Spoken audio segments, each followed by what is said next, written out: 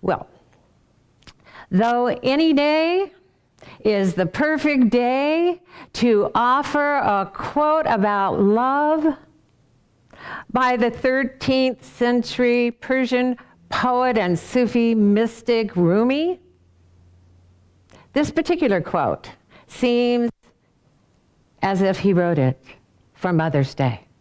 He wrote, "We are born of love. Love is our mother." Now, I have to say that in the past, my giving a talk on Mother's Day often caused me to dredge up a whole lot of poor, pitiful me stories about my childhood and my relationship with my mother. And they were compelling too, if you heard them, and sad. And they often elicited sympathy and commiseration, as all of our poor, pitiful me stories do. That's why we keep telling them over and over and over again. And sometimes we use them as an excuse, or at least an explanation of why we are the way we are. But Abraham Hicks tells us, don't continue to beat the drum of that story. Just know what you know and let it go. Reach the place where you take no satisfaction from somebody being wrong, where it matters to you so much that you feel good, that you are only willing to think positive things about people. You are only willing to look for positive aspects. Well, a few years ago, I got really tired of my poor, pitiful me stories. I mean, they brought me down when all I wanted to do was feel good on Mother's Day. And I mean, I love being a mother, and I'm happy being a mother, but it seemed to me that Mother's Day was a celebration of the mother I didn't have. In fact, last year, I asked Reverend Kim, who had a beautiful relationship with her mother, if she would give the Mother's Day talk. And thank goodness she did. And it was beautiful. And we all loved it. I knew that if I wanted to feel good on Mother's Day or any other day, it was time for me to put those sorry stories to rest, to finally put them behind me once and for all, so that I could free my mind and heart to be fully joyous every day, no matter what the day.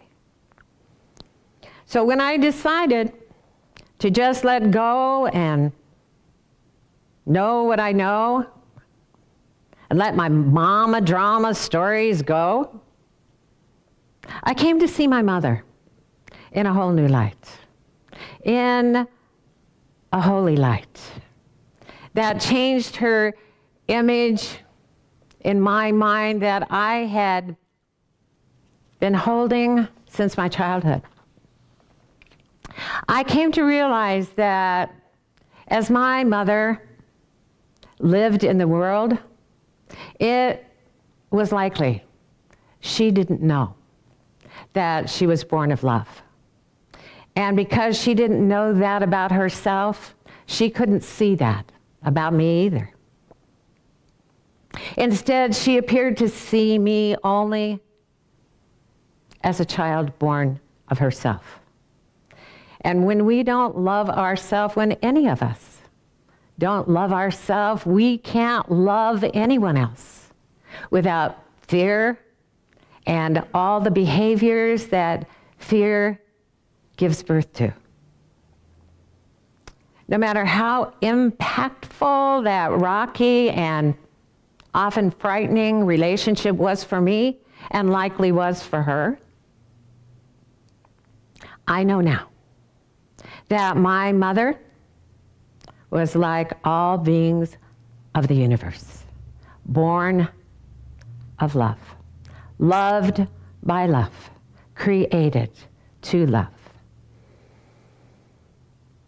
That was who she was before she came into this human environment, before anyone told her another story about herself, one that she believed was true long before she became my mother.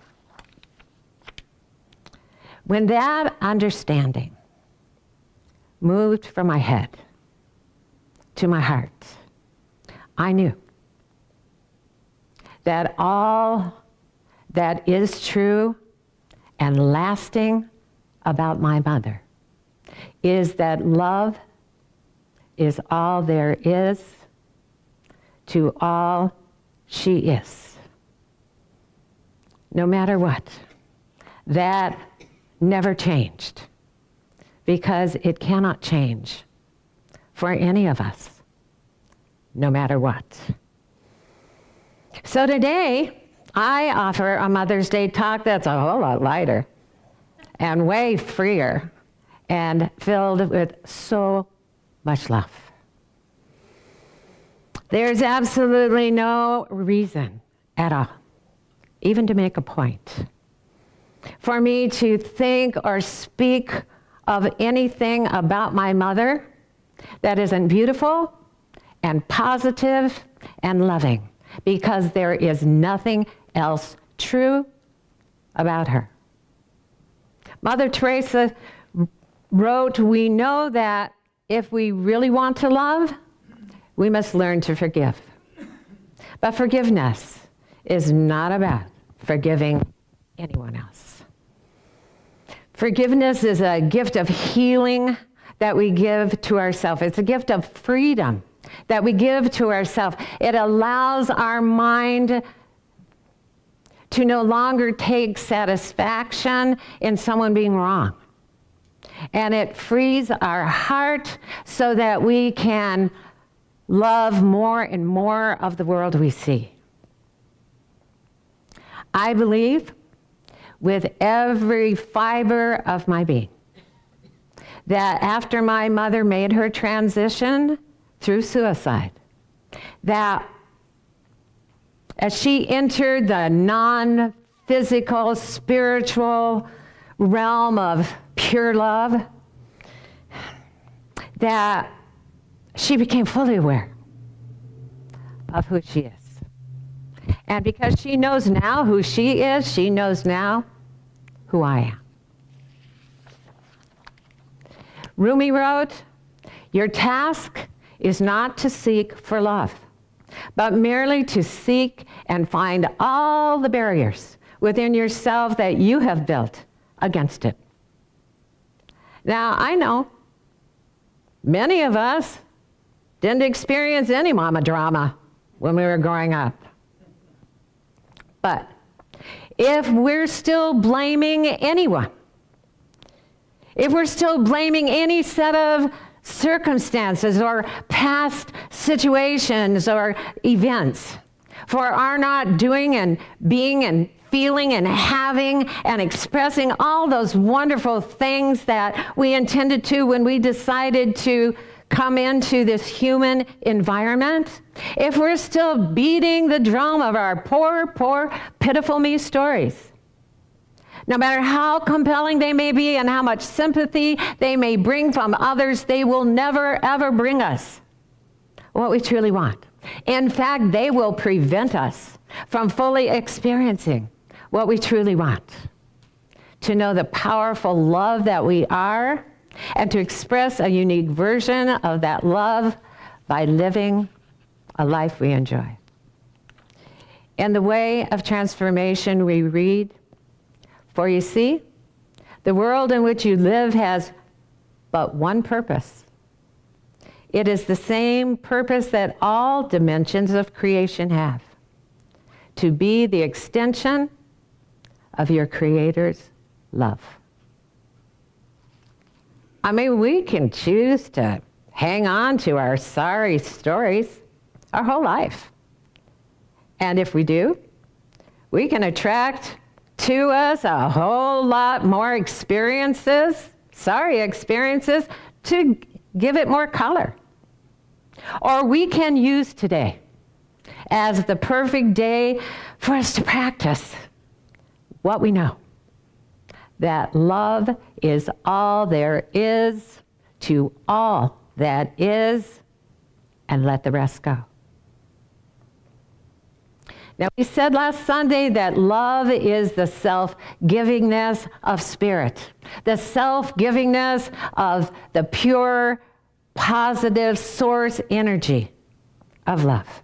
It never fails to say yes to all of its creation, every beloved child, everywhere, no exceptions, including right where each of us is right now. We are born of love. Love is our mother. And right now, the love of the universe wants for us everything we want for ourselves. And it's ready in every moment to bring it to us. If there is a barrier, we built it, and we can take it down. In the book of Malachi, we read, I will open the windows of heaven for you and pour out blessings for you until you shall say, it's enough. Are we really going to say it's enough to that powerful love? You know, I'd really like to take you up on that most generous offer of giving me everything I desire, but I can't, because I don't feel worthy to receive it. I didn't have a nurturing relationship with my earth mother. I was a middle child. I didn't do well in school. I wasn't taught what I needed to learn, especially from that cranky second grade teacher. My first employer didn't like me. My first lover dumped me. And, etc., story after story. It's my story, and I'm sticking to it. So thanks, but no thanks. We can have it our way. That's how free we are. We can sit on the pity pot and tell our stories, and no one is going to stop us. We can say, it's enough, and keep ourselves from experiencing the fullness of the love and joy and peace and prosperity that belong to us as children born of love. We'll get no argument from the universe, only a confirmation of our decision. And all the while, we are loved beyond our wildest imagination, because we are loved by the infinite heart of God, our true birth mother. God is love, and love is grace. No matter what we've chosen so far because of grace, we get to choose again. We get to change our mind. We get to choose something else forever. And we get to choose those things that bring to us a life we enjoy living. We get to focus, if we choose, only on those things that are beautiful and good and holy. Because of grace, our sorry stories never stuck to us, and they didn't stick to anyone else. Grace flows on the breath of the maternal energy that gave us birth. That energy knows us. It knows our good intentions, even when they seem to backfire. It knows our innocence, even when we've forgotten. Muji refers to grace as the breath of the self that calls us away from the chaos and noise of the world. We come to know that grace as we recognize our own innocence and allow it to embrace us and surround us and envelop us with its powerful maternal energy. It is by grace that we have always been kept safe. No matter what worldly experiences we may have called to ourselves in the past, or what we call to ourselves in the future. A Course in Miracles tells us, for in grace, you see a light that covers all the world in love. And you watch as fear disappears from every face, as hearts rise up and claim the light as their own. When grace fills us up with that love that has kept us innocent and pure since before time began, we're able to see that same innocence in all others, no matter what. Then we're willing to just know what we know and let the rest go. Namaste. All right. Well, wasn't that way more fun? Okay. Well, this is the time of our service when we get to say thank you, thank you, thank you, thank you for being here, thank you for being there, thank you for being anywhere, because we all came in together. We are so appreciative and grateful that you have chosen this morning to spend part of your Mother's Day with us, to tune in. We are so grateful for the love that you bring in person, the love that we feel from you when you watch. We're grateful for all of you. And we're grateful for all of those who are looking for us and are soon to find us. And, you know, if this were a restaurant and the chef had to come out and say, you know, I'll bet you really, really like that food. You think you want to pay for it? But he doesn't have to, or she doesn't have to, because that's just something we know. So you don't have to. But if you enjoyed what you heard, if it uplifted you in any way, and you want to say thank you, that's good for you.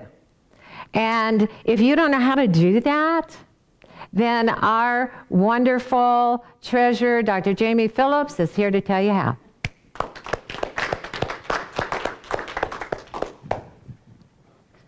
Good morning. Good morning. Just to let everybody know, my middle name is Grace. So hey, how cool is that? Thanks, Mom. Okay, if you would like to donate to the Life Enrichment Center, there's several ways you can do so online. One is on Facebook, on our Facebook page, facebook.com/Life Enrichment Center. You can also go to our website, lecflint.com, and there's a donate button on that site. You could go to PayPal. Our PayPal email address is lec2512@gmail.com. And just go to PayPal, put that in, and you can donate via PayPal. Or you can send us a check, and our P.O. Box is Life Enrichment Center, P.O. Box 321-294, Flint, Michigan, 48532. And if we're going to be taking an offertory here in the sanctuary, while we listen to Marcia Allen, Jason Phillips, and Larry Manderville singing Grateful. And then Reverend Stephanie will be back for inspirational, impassioned gratitude prayer. Thank you.